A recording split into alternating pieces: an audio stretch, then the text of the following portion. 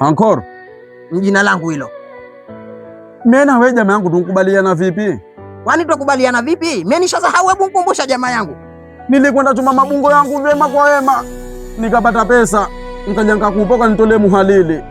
Mbona ule nituke kunshindwa kumwacha? Kumbe ule nipa zile pesa kutolee muhalili ni wewe.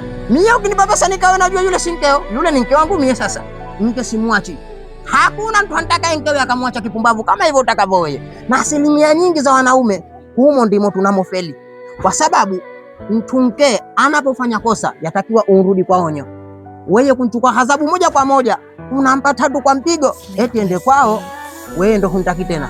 Kisha kunkuja nipa pesa hapo kidogo, nikatoe mhalili niache mke wangu, nije nkurishishe tena wewe. Wajua mimi ndani ninavyofaidi. Huu ni upungufu wa akili. Tena jambo hilo usije niletea tena, silitaki. Usije ukanambia niache mke wangu. Bwana wangu nitakwenda kufunga mwera kituo cha polisi pale. Unampendea nini ule wewe? Ninampendea machuchu. Bas, mekwisha.